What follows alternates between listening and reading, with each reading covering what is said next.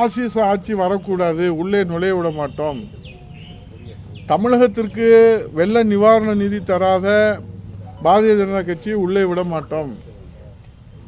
தமிழகத்திற்கு நிதிநிலை அறிக்கையிலே நெத்தியிலே வைக்கிற ஒத்த ரூபாய் கூட ஒதுக்காத அந்த அரசிலே நிதி ஆயோக் கூட்டத்திலே நான் கலந்து கொள்ள மாட்டேன் என்று சொன்ன முதலமைச்சர், தமிழ்நாட்டு நலனுக்காக வாதாடி போராடி நிதி பெற வேண்டிய முதலமைச்சர் நிதி ஆயோக் கூட்டத்தில் பாரத பிரதமரிடத்திலே முறையிடுவதற்கு அங்கே தன்மானம் இடம் கொடுக்கவில்லை, எங்கள் தமிழ்நாடு புறக்கணிக்கப்பட்டிருக்கிறது என்று சொன்ன தன்மானமுள்ள முதலமைச்சர் முத்துவேல் கருணாநிதி ஸ்டாலின் இன்றைக்கு தன் தந்தையினுடைய நாணயத்தை வெளியிடுவதற்காக தன் தன்மானத்தை அடவு வைத்து விட்டாரா என்று தமிழ்நாட்டு மக்கள் கேட்கிறார்கள். அவை நாணயத்திலே ஹிந்தி இருக்கிறது என்று மாண்புமிகு எதிர்க்கட்சி தலைவர் அவர்கள் சொல்லியிருக்கிறார். இதில் என்ன தேச விரோத குற்றமா?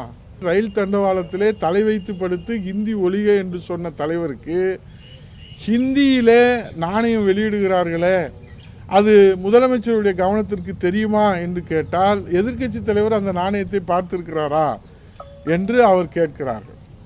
நாங்கள் இப்போ தமிழ்நாட்டு மக்கள் என்ன கேட்கிறார்கள், அந்த நாணயத்திலே ஹிந்தி மொழி இருக்கிறதா இல்லையா?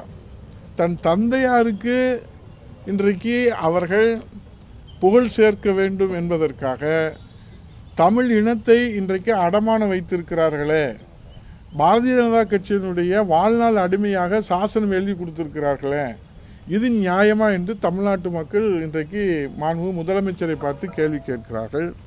மூளை இருக்கிறதா என்று கேட்ட முத்துவேல் கருணாநிதி ஸ்டாலின் அவர்களே, உங்களுக்கு மூளை இருக்கிறதா என்று இந்த தமிழ்நாட்டு மக்கள் 1000 முறை கேள்வி கேட்டுக்கொண்டிருக்கிறார்கள். அது உங்கள் கவனத்திற்கு வந்திருக்கிறதா என்பதுதான் எங்களுடைய இப்போதைய கேள்வியாக இருக்கிறது. கலைவாணர் அரங்கில் நடைபெற்ற நிகழ்ச்சி தமிழக அரசு நடத்திய விழாதான். அழைப்புதல் எந்த இடத்திலும் மத்திய அரசினுடைய பெயர் இடம்பெறவில்லை.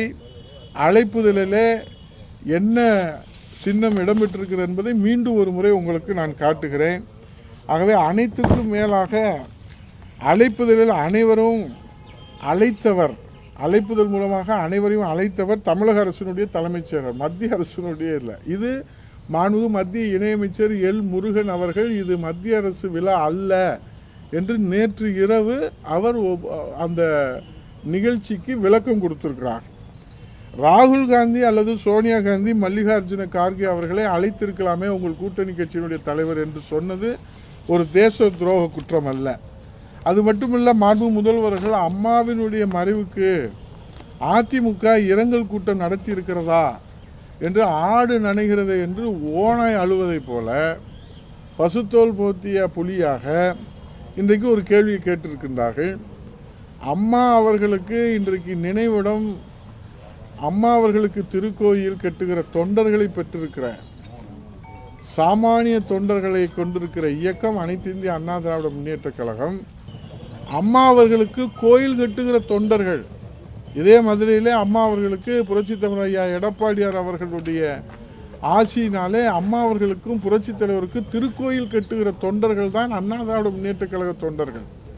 நீங்கள் வேண்டுமானால், உங்களுக்கு சந்தேகம் இருக்குமானால், மாண்பு முதலமைச்சர் அவர்களே, நீங்கள் மதுரைக்கு வருகிற போது எப்போது வேண்டுமானாலும் அம்மாவுடைய திருக்கோயிலுக்கு நீங்கள் தாராளமாக வரலாம். உங்களை நாங்கள் அழைத்து செல்கிறோம். எங்கள் புரட்சி தமிழர் ஐயா எடப்பாடியார் பொதுச் செயலாளரிடத்தில் அனுமதி பெற்று நாங்கள் அழைத்து செல்கிறோம். அம்மா அவர்களுக்கு எப்படி திருக்கோயிலுக்கு கட்டிய தொண்டர்கள் அண்ணா திராவிட முன்னேற்ற கழகத்தில் இருக்கிறார்கள் என்பதை நீங்கள் பார்த்து கொள்ளலாம். ஆகவே அம்மா அவர்களுக்கு இரங்கல் கூட்டம் நடத்தவில்லை என்று நீங்கள் சொல்வது, இது எப்படி நாங்கள் எடுத்துக்கொள்வது? இது சிரிப்பதா அழுவதா? சுயநினைவோடு தான் மாண்பு முதலமைச்சர் அவர்கள் பேசுகிறாரா? அவங்க அப்பா விழாவை தவிர மற்ற விழாவெல்லாம் அவருக்கு நினைவில் இல்லையா, அல்லது நினைவுபடுத்த முடியவில்லையா என்பது எங்களுக்கு தெரியவில்லை.